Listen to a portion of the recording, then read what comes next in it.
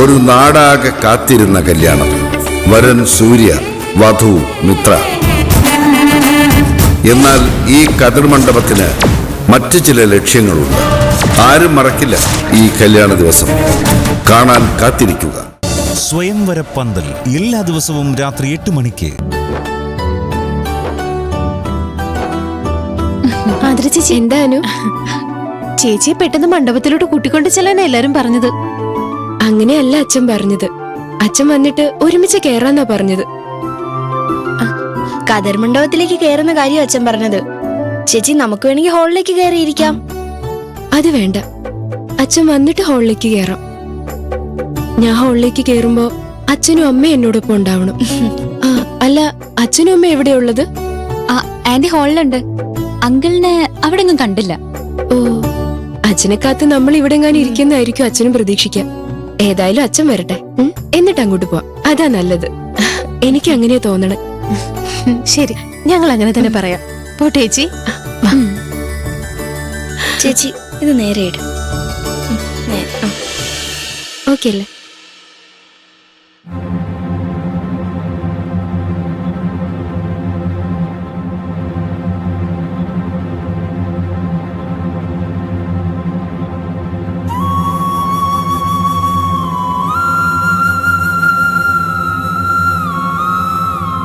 മോളെ, എന്റെ പൊന്നു മോളെ, ഈ അച്ഛന് തെറ്റുപറ്റി. പത്മാവതി, നീ എനിക്ക് മാപ്പുത.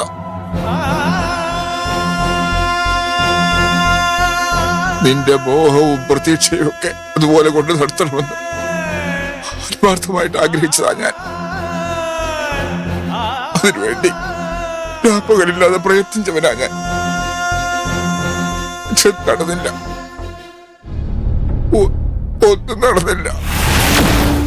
ഇങ്ങനെ ഒരു ചതി പത്മിനിയുടെ ഭാഗത്തുനിന്ന് ഉണ്ടാവുമെന്ന് നേരത്തെ തന്നെ ഞാൻ നിന്നോട് പറഞ്ഞതല്ലേ മോളെ? ഈശ്വര, ആരുടെ മുന്നിലാ ഞാനിപ്പോ തോറ്റുപോയത്? എന്റെ മകളുടെ മുന്നിലോ അതോ പത്മാവതിയുടെ മുന്നിലോ നാട്ടുകാരുടെ മുന്നിലോ?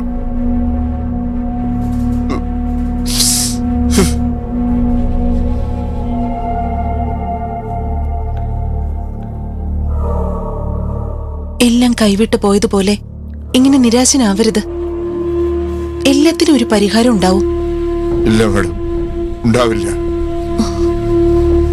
എന്റെ ഭാര്യ പത്മിനി ചെയ്ത കൊടും ചതിക്ക് ഒരു പരിഹാരവും ഉണ്ടാവില്ല.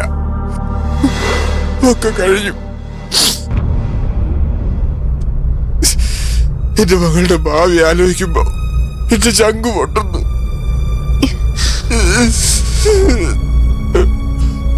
അവളെ എല്ലാവരുടെ മുമ്പിൽ വെച്ചിങ്ങനെ നാണം കെടുത്തിട്ട് ഞാൻ എന്തിനാ ജീവിച്ചിരിക്കുന്നേ? അയ്യോ, ഇങ്ങനെ അറം പറ്റുന്ന വാക്കുകളൊന്നും പറയരുത്. ഞാൻ ചന്ദ്രനോട് സംസാരിച്ചു നോക്കാം. കാശല്ലേ വേണ്ടത് അയാൾക്ക്? അതിന് നമുക്ക് സമാധാനം ഉണ്ടാക്കാം. വലിയ ഗൂഢാലോചനയുടെ ഭാഗമാ ചന്ദ്രനും.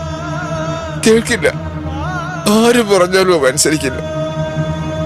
എന്നാലും നമുക്ക് ശ്രമിച്ചു നോക്കുന്നതിൽ തെറ്റൊന്നുമില്ലല്ലോ. സമാധാനത്തോടെ ഇരിക്കൂ. ഞാൻ ഇപ്പൊ വരാം.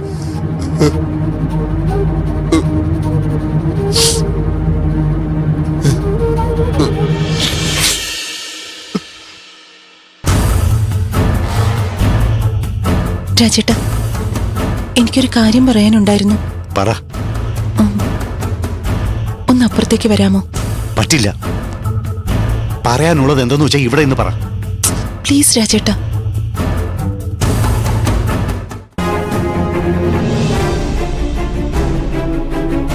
ഒന്ന് അപ്പുറത്തേക്ക് വരൂ രാജേട്ടാ, പ്ലീസ്. ശരി. നിങ്ങൾ എന്തിനാ വരുന്നേ? നിങ്ങൾ ഇവിടെ ഇരുന്നോ? ഇല്ല, ഞങ്ങളും വരുന്നു. ഡാഡിയെ അങ്ങനെ തനിച്ച് എങ്ങോട്ടും വിളിച്ചോണ്ട് പോണ്ട. ശരി ശരി, വാ രാജേട്ടാ, വാ. വാ മോളെ. പാപ്പച്ചി.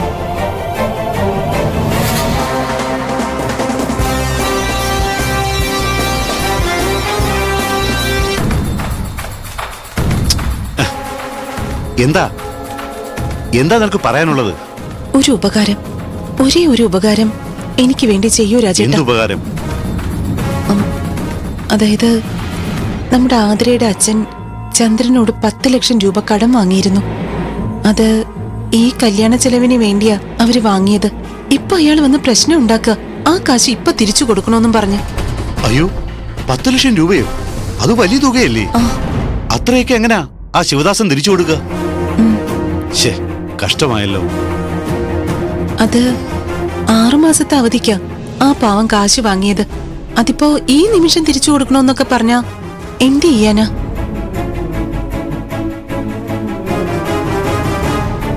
രാജേട്ടൻ പറഞ്ഞ ആ ചന്ദ്രൻ കേക്കും. കല്യാണം കഴിഞ്ഞ് അവര് കാശ് തിരിച്ചു കൊടുക്കൂന്ന് ചന്ദ്രനോടൊന്ന് പറയാമോ? പറയുന്നതിന് വിരോധമൊന്നുമില്ല ശോഭേ, പക്ഷെ പറഞ്ഞിട്ടൊരു പ്രയോജനവുമില്ല. അവൻ കേക്കില്ല.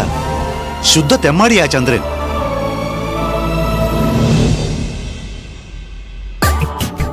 കാശിന്റെ കാര്യത്തിൽ ഞാനല്ല, സാക്ഷാൽ ദൈവം പറഞ്ഞ പോലും അവൻ കേക്കില്ല. പറയാൻ ചെന്നാ എന്റെ നേർക്ക് 4 ചാട്ടം ചാടിയാലുമായി.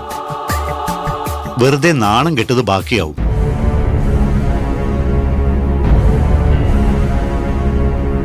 ഇതിപ്പോ 10, 15 ആയിരത്തിന്റെ കണക്കൊന്നും അല്ലല്ലോ ശോഭേ, ലക്ഷങ്ങളല്ലേ, ലക്ഷങ്ങള്. മാത്രമല്ല അത്രയും വലിയ തുക ഞാൻ തന്നോളാന്ന് അവനോട് പറയാൻ പറ്റുമോ? ആലോചിച്ച നിനക്ക് തന്നെ മനസ്സിലാക്കാവുന്ന കാര്യമല്ലേ. ആ ശിവദാസൻ ചന്ദ്രന്റെ കാശം കൊടുക്കുന്നതാ നല്ലത്. 6 മാസത്തെ അവധിക്ക് വാങ്ങിയ കാശ് ഇന്നിപ്പോ വേണോന്നൊക്കെ പറഞ്ഞ അവരെങ്ങനെ കൊടുക്കാനാ രാജേട്ടാ? നടക്കുന്ന കാര്യമാണോ? നടക്കുന്ന കാര്യമല്ല, സമ്മതിച്ചു. പക്ഷേ ഇത് ചന്ദ്രന ശോഭേ, അവൻ പറഞ്ഞതാ. രാജേട്ടാ, ഒരു പെൺകുട്ടിയുടെ ജീവിതത്തിന്റെ പ്രശ്നമല്ലേ, നമ്മളൊരല്പം ദയ കാണിക്കണം. ഏത് പെണ്ണിന്റെ ജീവിതത്തിന്റെ പ്രശ്നമേ? എന്നെ തല്ലിയ പെണ്ണിന്റെ ജീവിതമല്ലേ? അതങ്ങ് കാക്കയും കഴുകനും കൊത്തി നശിപ്പിച്ച നമുക്കെന്താ? ഒരു ചുക്കുമില്ല. ദയ കാണിക്കണോത്രേ, ദയ. സൗകര്യമില്ലെന്ന് പറ ഡാഡി. അമ്മയ്ക്ക് അറിയാഞ്ഞിട്ടൊന്നുമല്ല, അറിയില്ലെന്നും നടിക്കുന്നതാ. ഒരുത്തൻ നമ്മുടേതെന്ന് പറയുന്നതിൽ എതിർപ്പുണ്ടെങ്കിൽ തിരുത്താം, ഞങ്ങളുടേതെന്ന് തിരുത്താം. ഒരുത്തൻ ഞങ്ങളുടെ നമ്പർ 1 ശത്രു, മറ്റവള് ഞങ്ങളുടെ നമ്പർ 2 ശത്രു. രണ്ടുപേരും തമ്മിലുള്ള കല്യാണം നടക്കാതിരിക്കാനാ ഞങ്ങൾ ഇങ്ങോട്ട് വന്നത് തന്നെ. അതിനിടയിലാ അമ്മയുടെ ഒരു പുന്നാരം.